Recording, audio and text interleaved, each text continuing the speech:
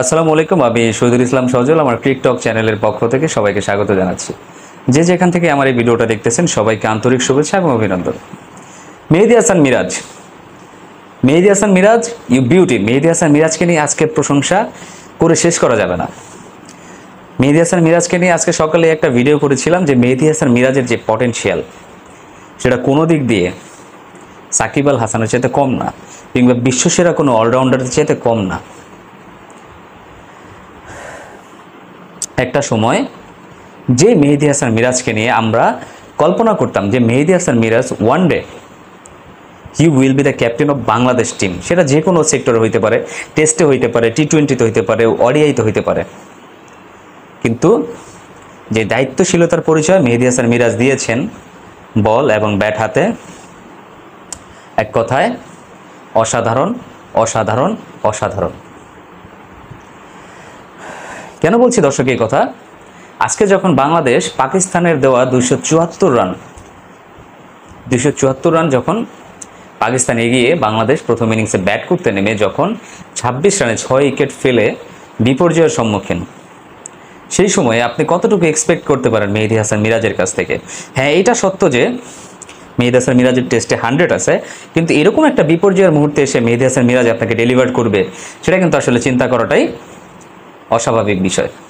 মেহেদী হাসান মিরাজ সেই অসাধ্য কাজটাই আজকে করিয়ে দেখিয়েছেন। ব্যাট হাতে যেই ধরনের ফ্লুয়েন্ট শটগুলো খেলেছেন, চোখ ধাঁধানো শট খুবই খারাপ লাগছে যখন, মানে কি বলে, ভাগ্য সহায় না থাকলে যা হয়। এই ছেলেটা পাকিস্তানের সাথে প্রথম টেস্টে 77 আউট হয়ে গেছেন, আজকে 78 রান করে আউট হয়ে গেছেন। এই সিরিজের আগে শ্রীলঙ্কার এগেনস্টে যে টেস্ট খেলেছিল বাংলাদেশ, সেইখানে 81 রান করেছিলেন। 77, 78, 81, ব্যাক টু ব্যাক 3টা 50 রানের স্কোর, তাও বড় বড় 50। আর একটু মনোযোগ দিয়ে খেললে হয়তো বা ক্যারিয়ার আরও 2-3টা সেঞ্চুরি পেয়ে যেতে পারতেন। তো এই যে হচ্ছে মেহেদী হাসান মিরাজ যেই পটেনশিয়ালে খেলাটা খেলেন, যেভাবে বোলিংটা করেন, সেই ক্ষেত্রে যে দায়িত্বশীলতার পরিচয় তিনি দিয়েছেন, তাহলে তিনি বাংলাদেশ দলের যে কোনো একটা ডিপার্টমেন্টে ক্যাপ্টেন কেন হচ্ছেন না? কথাবার্তা স্মার্ট না, নাকি একটু বেশি সহজ সরল, নাকি তার মধ্যে ইগো কম? কোনটার জন্য? অনেক আগে একটা ভিডিও করছিলাম ওয়ার্ল্ড কাপ শুরুর আগে, মেহেদী হাসান মিরাজের সাথে আমরা অন্যায় করেছি।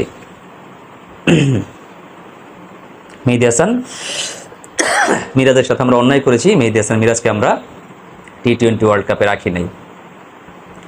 টি-20 মানে খালি ছক্কা চান না, এক সাইড আগলে রেখে রান করা টি-20 একটা মেন বৈশিষ্ট্য।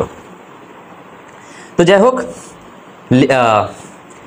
নাজমুল শান্তর সাথে যদি মেহেদী হাসান মিরাজকে তুলনা করি দর্শক, ঠিক আছে, নাজমুল হাসান শান্ত একজন প্রপার ব্যাটসম্যান, কিন্তু তার কাছ থেকে আমরা সবসময় কি পাই? 5টা ম্যাচ খেলে 3টা ম্যাচে আউট হয়ে যায়, অযথা আউট হয়ে যায়, বোল্ড আউট হয়, খালি বোল্ড আউট হয়, সিদ্ধান্তহীনতা। মেহেদী হাসান মিরাজের মতো এত কনফিডেন্ট একটা ছেলে বাংলাদেশে এখনও আছেন, ভালো কোনো সুযোগ পাচ্ছেন না, এটা তার সাথে অন্যায় করা হচ্ছে।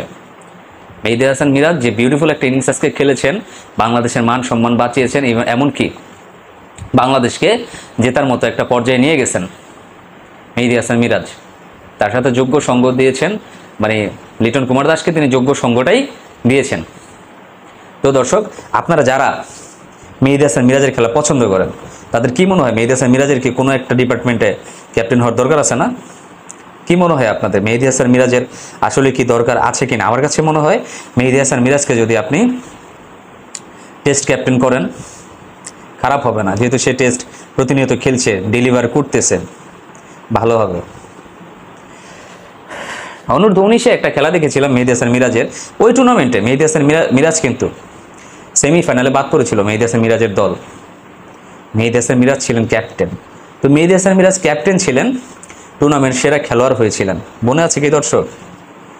যেন তেন একজন প্লেয়ার আন্ডার-19 টুর্নামেন্ট সেরা খেলোয়াড় হতে পারে না। অনেক বেশি কনফিডেন্ট ছিলেন।